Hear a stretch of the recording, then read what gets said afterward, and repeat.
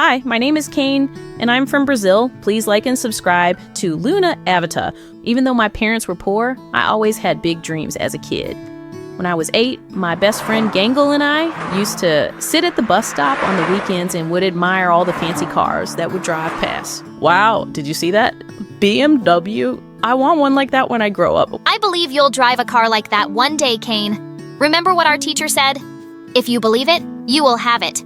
Gangle also came from a poor family, like me, and I cared about her a lot.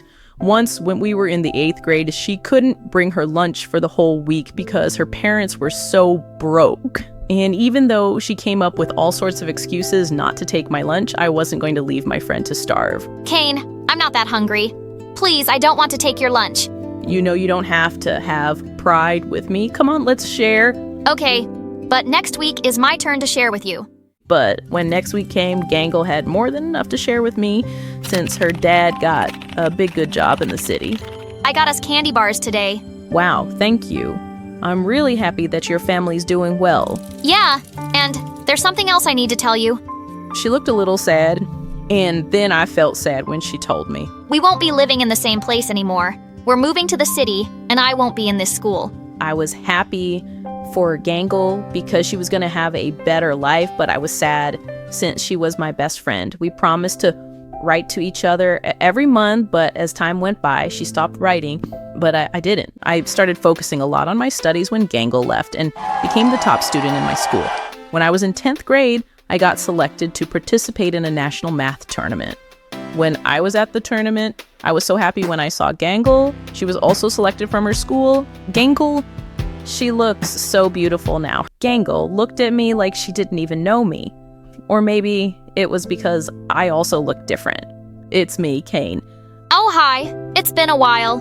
She looked down at my shoes and made a face of disgust. I'm guessing you're still stuck at the poor people's location. If that's what you call it. Okay. I have to go. My friends are waiting. That was not the Gangle I knew, but I didn't let that distract me. During the tournament, I beat all the kids, even the rich ones from Gangle's school. Well done, Kane. Thanks, Gangle. And it was nice seeing you again. As I walked to the hallway, a tall man approached me. He was the principal of the most expensive school in the city. It was the same school Gangle went to. Well done on your achievement today. I would love to have a student like you at my school. Thanks, sir, but I don't think my parents can afford your school for now. You would definitely qualify for a scholarship, and I could help you with that. When I told my parents about the offer I got from the principal, they were so happy.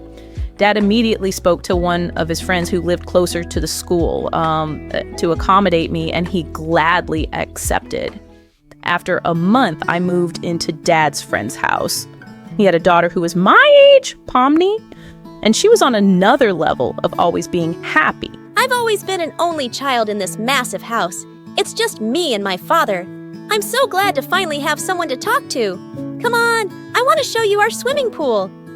I've won 5 gold medals. It's because I practice every day. Thanks, but swimming is not my thing. What? Swimming should be everybody's thing. What would you do if the world comes to an end and the entire earth gets flooded? It has to be everybody's thing. Then I'll teach you. Let's go. Pomni was so persistent about everything I did, everything she asked me to do since her father was super kind to me. She never mentioned her mom, and I didn't want to intrude. When Pomni and I entered the school gates together, all eyes were on us, and I didn't understand why. Oh my gosh! Everyone thinks I'm dating the new hot guy. Which new hot guy? You silly! You're really cute. Don't you know that?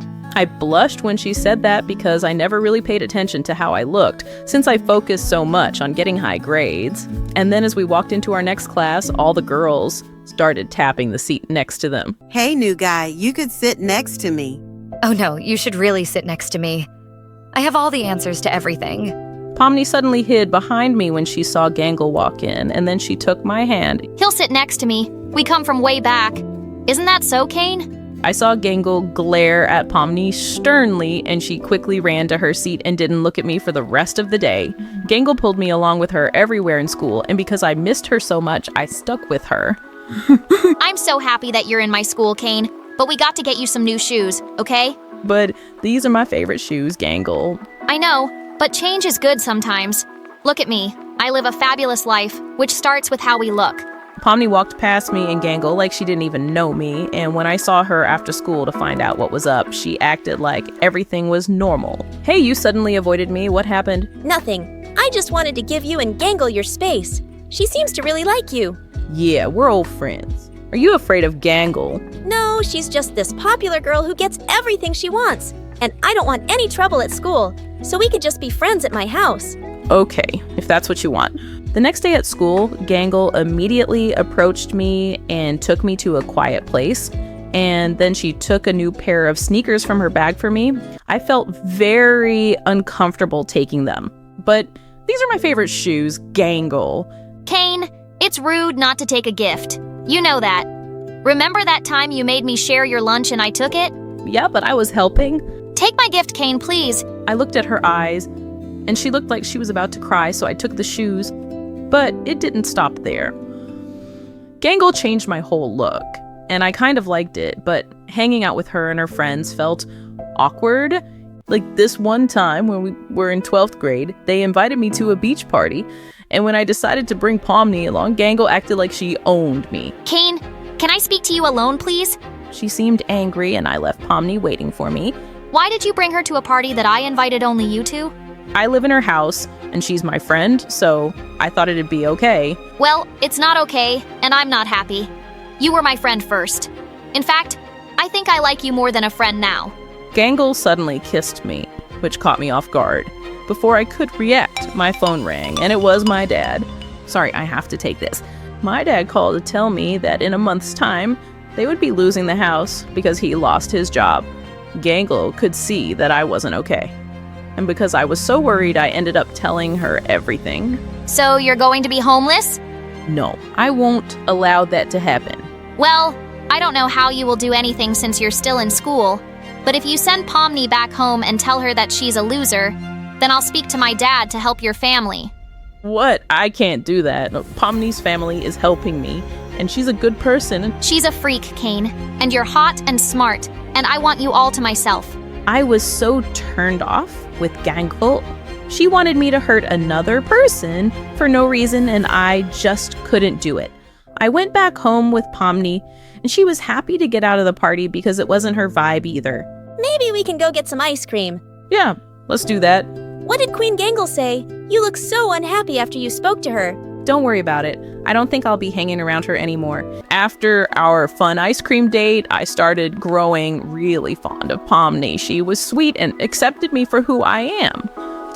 She was still very hyper about many things, but I started loving that about her. And then after the weekend, when I went back to school, everyone looked at me differently. Even the girls who used to drop hints at me now looked at me like some poor, pathetic boy. I can't have a homeless boy in our school.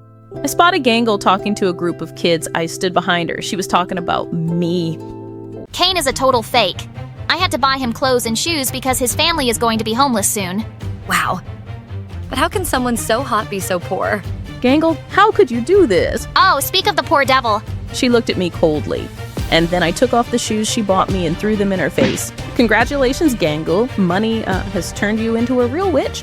I walked away from her and Pomni ran after me. Kane, wait. Don't throw your education away because of her. Gangle did something really humiliating to me once before, and that's why I stay away from her and whatever she wants. What did she do to you, Pomni? Pomni started crying and I hugged her. Then she told me that she was the popular girl at school once before, and Gangle was her best friend until she told everyone her big secret. Gangle kept asking about my mom, and then I told her something my family never shared with anyone. My mom is in a mental institute. Gangle told everyone at school. From that day, everyone called me a mental case. Oh, Pomni, why didn't you tell me this before? Because I didn't want you to think that I was a mad person. I'm not my mother. I'm me. After what Pomni told me, I wanted nothing more to do with Gangle. I completed my last year of high school with Pomni by my side, and her dad also helped my parents not lose the house. Thank you so much for all that you did for my family. I hope to pay you back one day, sir. You have a bright future ahead of you, Kane, and it was a pleasure having you in my house. I'm going to miss you so much. I got a scholarship to study medicine in one of the most prestigious universities abroad, and my school helped my parents pay for my flight tickets since I was the best student they ever had. I worked hard in university and became one of the best heart doctors in the world, and when I went back to Brazil to visit my parents, I also paid a visit to Pomni and her father. Kane, I'm so glad to see you. Pomni looked emotional. What's wrong? My dad is in the hospital. It's his heart. I spoke to the head of the hospital that Pomni's father was in, and I was ready to do anything to save him. While I was at the hospital, one of the nurses suddenly approached me. Kane. I couldn't recognize her since she had her hair covered up, and when I looked closer, it was Gangle. Hello, Gangle. Wow, you're a doctor now? Yes, and I'm a very busy person, so please excuse me. I walked past her, and I could feel her eyes still on me. But she was someone I forgot about a long time ago. After my successful operation on Pomni's father, he couldn't stop thanking me, and I was happy that I was able to do something good for him and Pomni. Kane, you are like my angel. You always come into my life at just the right time. When I was lonely back at high school, you filled up my life, and today you saved my father. I comforted Pomni, then suddenly Gangle walked towards me. What can I do for you, Gangle? I just wanted to say I'm sorry to both of you. She looked really sincere, so Pomni and I forgave her. She asked if we could have dinner together. I looked at Pomni, and she nodded, so we hung out together. As we sat in a restaurant, we actually enjoyed ourselves, and when Pomni excused herself to go to the bathroom, Gangle confessed to me. I still love you, Kane. I don't know what came over me in high school, but I've changed now.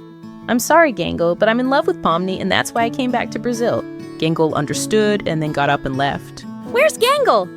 She's gone, so it's just the two of us. I stepped forward, Pomni's, looked into her eyes, and told her how I felt. Pomni, will you go out with me on a real date? Oh yeah, so I guess I did get the hottest guy in school after all. She always knew how to make me blush. Never let your current situation determine your future. When life throws you lemons, make sweet lemonade. Hi there! My name is Augie, and I was just 3 years old when my mom left my dad. He was a major jerk, and she was so much happier without him. The only problem was that we were broke. My mom worked 2 jobs at once, but that wasn't enough for school, clothes, books, rent. The list was endless. I wanted to help my mom so badly that when I was 6, I tried to get a job at McDonald's. All the adults laughed at my application form. It was filled out with crayon. I was so mad. I wanted to be a grown-up. When Mom found out, she said, Augie, the best way to help me is by doing well at school. You don't need to get a job. You're so cute. From that day, I started paying really close attention at school. I worked hard at getting the best grades, and by the time I was 12, I was topping the district. That's how I got into the richest, snobbiest school in town. They found me and offered me a full scholarship if I transferred right away. I didn't want to leave my friends, but free school was too much to give up, so I started going to the rich side of town. Everything was different here. The roads were cleaner, the houses were bigger, and the people were meaner. The meanest of them all was Jack. His father owned the school, and he did whatever he liked. My first day, I saw him push a kid off his bike for no reason. Hey, stop that! I rushed to help the kid up and told Jack to back off. You must be new. Do you have any idea who I am? A massive jerk! The people watching laughed, and Jack turned beet red. I'm your worst nightmare. He meant it. He tried to bully me every single day for 4 years. He called me names, stole my books, and spread false rumors about me. One day, he pulled the fire alarm and told the teacher I did it. Obviously, they believed him over me. I got a whole week of detention. Didn't have time for this mess. I had to study hard all day. And now that I was older, I helped my mom by doing a job at night. We were so poor compared to everyone at school, and I did my best to hide it. I lied to everyone when they asked me what my parents do. They sell computers. They're super rich. I made sure I got the best clothes from the donation boxes in town and checked them for any imperfection. One time, I missed a tear on my coat, and Jack caught it right away. Torn clothes? How pathetic. Are you too poor to afford basic things? No one laughed with him. You see, Other people in school really started to like me over the years. I was funny, friendly, and I didn't bully them. Jack hated this. To top it all off, I beat his grades every single time. The day the school was honoring its toppers, all hell broke loose. This loser cannot win first place. He's a cheater. Excuse me, I beat you fair and square.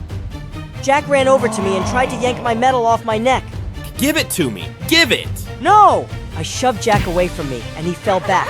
Everyone laughed, and he began to yell loudly. Ah, he hurt me. I sprained my leg. He was good at putting on a show. The teachers dragged us to the principal's office, and I got the worst yelling of my life. I want him out of this school, Dad. Augie is our best student. We can't get rid of him. How dare you hit my son? Jack attacked me first. So what? You should never hit back. You hurt him. He's faking it. He just wants me to get into trouble. You're both in trouble. 1 whole week of detention, and you both have to show the new students around the school.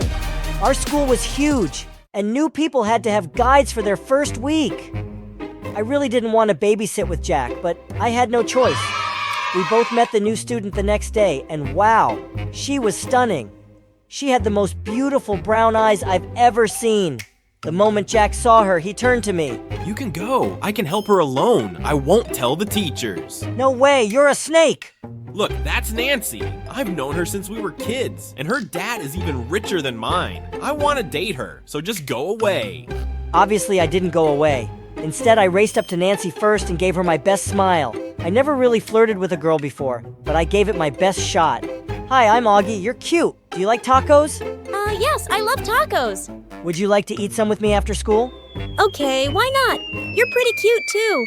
Jack literally jumped in between us. Nancy, remember me? Jack, our dads are in the same country club.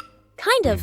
Do you want to go with me tonight? I'll take you somewhere fancy. Sorry, I'm getting tacos with Augie today. His expression was priceless. That's what he gets for messing with me. Nancy and I went out, and I had a surprisingly good time. She was so goofy and hilarious. Some of her jokes made me choke with laughter. Wow, I'm actually having fun! I'm glad I messed with Jack! What? Oh, Jack has a crush on you, and he's been kind of a jerk to me, so I asked you out first. What? I thought you thought I was cute. Uh-oh, I do think you're cute, but... But what? I'm just a pawn in your boy games. You just used me to mess with someone. You're a jerk. She threw her taco at me and ran away. I quickly paid the taco guy and chased after her, but she was gone. Dang it! Jack was turning me into a terrible person. I tried to apologize to Nancy the next day, but she wouldn't even look at me. I almost gave up. Until one day when we ended up in the same elevator together. I acted on instinct. I pressed the stop button. What are you doing? I want to apologize, but you keep running away. Don't bother. I'm never going to go out with you again. I don't want you to go out with me. I'm just sorry. I acted like a complete idiot, and you have every right to hate me. She looked shocked. Really? You mean that? Yes, I'm really sorry I was so stupid. Agreed. You'll have to buy me, 100 tacos to make up for it. Does that mean we can be friends? Yeah, okay, I forgive you. Yes! All 100 tacos were worth it because Nancy was amazing. She was kind, funny, and most importantly, she was a really good friend. She was always there to help her friends with their troubles, and I felt like I could tell her almost anything. Almost. One day, Nancy asked me what my parents did for a living, and I felt real fear. If she finds out I'm poor, she won't like me. I lied quickly, hoping this would go away. But one day, Nancy wanted to walk me home, and I was trapped. I had to take her to a random mansion and pretend it was mine. I went inside and hid in the bushes till she went away. If that wasn't crazy enough, one night, she walked into the restaurant where I worked. The moment I saw her, I ducked and hid under a table. The manager called for me 10 times, but I just couldn't make myself get out. Why was I going so crazy over this girl? Suddenly, 3 pairs of legs joined me under the table. My manager had seated women there. I immediately crawled out of the table, and all 3 women screamed, sending their food flying all over the floor. My manager caught me by the collar and fired me on the spot. If I wasn't horrified enough, I turned to see Nancy staring at me with her mouth open. Oh no, I just ran home. By the time Nancy confronted me in school, I had a lie ready for her. I got that job so I could learn some responsibility. It's not good to just live off my parents. But why were you under the table? I dropped my phone. I was looking for it. Somehow the lie worked, and Nancy gave me a big hug to comfort me. I was close! I was heading home from school that day when I felt someone pull me back. It was Jack! Why were you hugging Nancy at school? None of your business, moron! Didn't I tell you I like her? You better back off before I make you pay. Make me pay? Your dad can't kick me out of school. You have no power here. I stormed away from him with my head held high, thinking I had won this battle. I had no idea how far Jack would go for a shot at Nancy. She and I were having lunch in the cafeteria one day when Jack came over with his gang. Hey Augie, your parents are rich, right? Yes, they sell computers. Then why are you wearing clothes that I threw in the garbage? I was in shock. Jack pulled out his phone and played a video for everyone. It was me searching for clothes in the donation bins. We saw you hunting for clothes like a cheap beggar. We followed you, and you live in a tiny apartment on the bad side of town.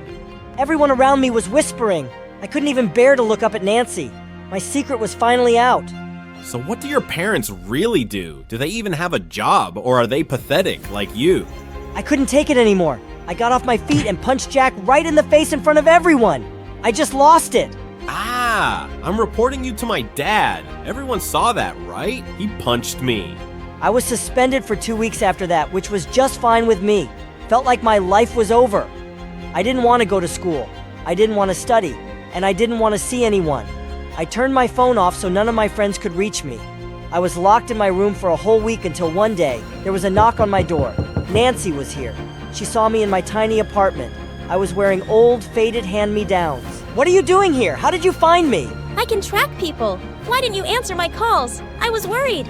Maybe I'm embarrassed and I want to be alone. You shouldn't be embarrassed for being poor. You should be embarrassed for lying to me about it. Oh, I should have told you the truth. That my mom's a waitress and a janitor. That my dad abandoned us and we live like beggars. Which part makes you want to go out with me? She looked shell-shocked. Wait, you want to go out with me? I never said that. Just leave me alone, Nancy. I went into my room and slammed the door shut. I wanted to be anyone else except me right now. It got so much worse when I opened Instagram and saw pictures of Jack and Nancy together. I guess she found someone who can take care of her the way she deserved. I was in the worst mood of my life when I started school again. Nancy tried to talk to me a few times, but I just ran away from her. I thought I could just avoid her forever. Until one day we ended up on the same elevator alone. She punched the stop button, and the elevator came to a halt. How long are you going to ignore me, Augie? You are driving me crazy. I don't want to talk to you about my lies. Don't want to hear about your dates with Jack. We're not dating, you idiot. I only clicked those selfies because he literally begged me. I like you. It took me a few seconds to get that. You like me? Are you blind? I've liked you since the first day we met. It doesn't matter. We can't be together. Nancy, I'm poorer than your gardeners. I have nothing to offer you. You have everything to offer me. You're a good friend. You're an amazing son. You're clever and you're handsome. I was speechless. Nancy grabbed my collar and gave me a full peck on the lips.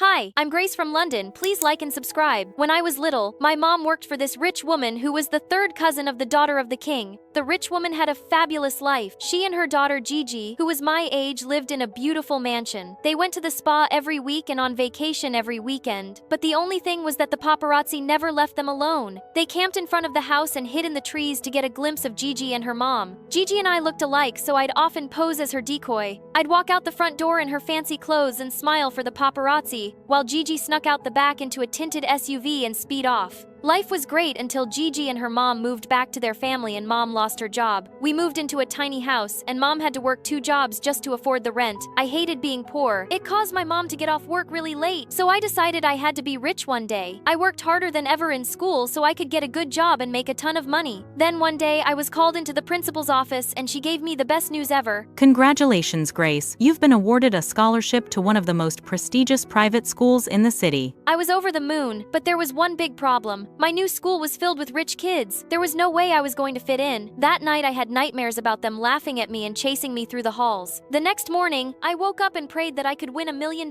And then the craziest thing happened. I talked with your Aunt Maddie. She lives near your new school. You'll be staying with her so I can save some money. I jumped for joy. I just hit the jackpot. Aunt Maddie was a filthy rich lawyer. She was so generous that she'd recently adopted a daughter my age. That evening, Aunt Maddie's chauffeur picked me up in a limousine and drove me to her mansion. My adopted cousin Victoria greeted me at the door. She looked like a supermodel, aside from these huge glasses that were way too big for her face. Victoria took me to my room, and as I was unpacking, she kept staring at my clothes. Whoa, what happened? I've seen homeless people wear better clothes. I was so embarrassed I started crying like an idiot. They're all I have. I'm poor. Oh, don't worry about it, Grace. I've got your back. You can borrow some of my clothes. I've got plenty. Victoria led me to her room where she opened a walk-in closet twice the size of my mom's house. When we got to school, I strutted like a superstar down the hallway, and all the kids couldn't stop staring at me. In class, the teacher asked us all to introduce ourselves and share something interesting about our families. All the other kids came from wealthy families that owned huge business empires. Some even had parents who were famous celebrities. When the teacher asked me to introduce myself, I walked to the front of the class. I felt really nervous. I couldn't tell them about my poor single mom who worked as a janitor at a beauty salon and waited tables at a 2-star restaurant. Then suddenly, something strange came over me and the most unexpected words just the hell out of my mouth. Hi everyone, I'm Grace and I'm an heiress to the throne. Everyone in class stared at me like I was a unicorn. I took out my phone and flashed one of my photos from a magazine and the kids went wild. Victoria appeared out of nowhere and pulled me to the side. Have you lost your mind? You're just told everyone a big fat lie. My mind is right where it's supposed to be, if you must know. Plus, it's not really a lie. You are Gigi Stand-in. My mom told me all about it. You're stealing her identity. I'm just borrowing it. She won't even notice. Victoria walked away that a bunch of popular kids ran over to me. My plan was working like a charm. Are you really in line for the throne?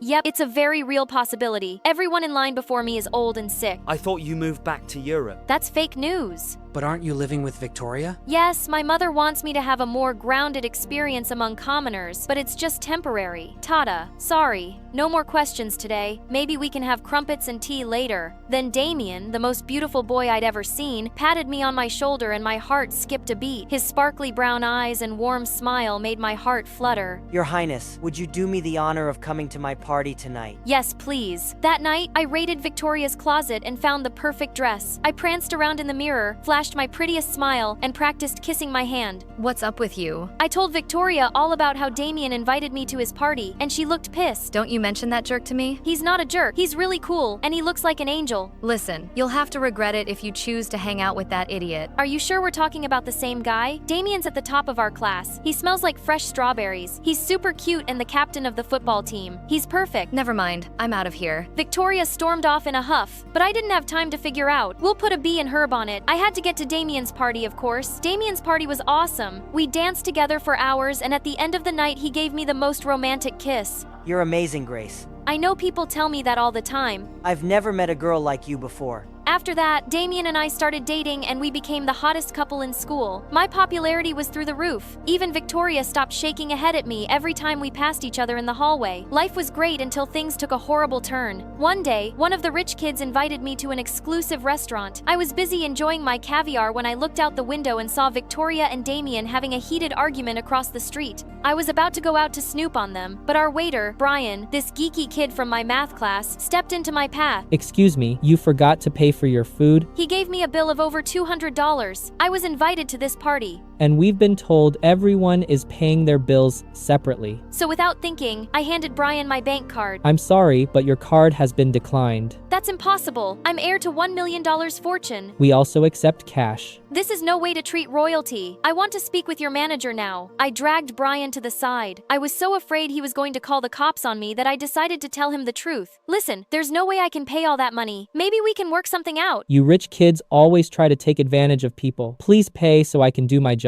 Aren't you from some royal family anyway? I'm seriously not a rich kid. That was all a big lie. I just wanted to fit in. Suddenly, tears started streaming down my face. Oh geez, please don't cry. Listen, I know what it's like to want to fit in with the rich kids. I'll put it on my tab, but you have to pay me back this month. I was so relieved I felt like a huge weight had been lifted. I did. It was good to tell the truth, but then it hit me. If Brian exposed me, my fabulous life would be destroyed. Could you please keep my secret? Sure, but only if you agree to tutor me. I'm kind of struggling with calculus calculus, and I saw you got 100 on the test. I happily agreed. By the time I was done with this drama, Victoria and Damien were gone, and neither of them answered their phones. I called my driver to take me home. I waited in my room for hours but didn't hear a word from either of them. I was really curious about what they had been arguing about. About a few minutes after midnight, I woke up to hear a car pulling into the driveway. I looked out the window. It was Damien, and Victoria was in the passenger seat. I saw red. I raced down the stairs and ran straight into Victoria. Why are you sneaking around with Damien? We aren't sneaking around. I saw you two arguing at the party. It's complicated, and I'm really tired. Can we talk about it later? It's not complicated at all. You're a jealous witch and a boyfriend stealer, and don't try to deny it. You hate that I'm more popular than you and that Damien's in love with me. Victoria marched to her room and slammed her door in my face. Something fishy was going on between those two, and I was going to find out what. The next day, I asked Damien about Victoria. Don't worry about it, babe. She's my partner for a school project. We were only talking about that. You know, I only have eyes for you. After that, Damien got really busy with football practice, so I focused on school and tutoring Brian. To my surprise, I enjoyed hanging out with Brian. She was smart and funny, and we were both huge fans of classical music. One night, he played one of Mozart's concertos on the piano for me. That was beautiful. I didn't know you were so talented. I'm kind of a music prodigy. That's how I got a scholarship to our school. A couple of weeks later, Brian aced his calculus test. I'll be playing that piece you like and a new song I wrote for you. You wrote a song for me? Brian blushed. And so did I. It's a thank you for all you've done for me. I wouldn't miss your concert for the world. That night, just as I was getting ready to go to the concert with Brian, Damien showed up in a tuxedo. What are you doing here? You're funny. I told you I was picking you up. Oh God, I totally forgotten that Damien had invited me to be a state for his family's annual charity ball.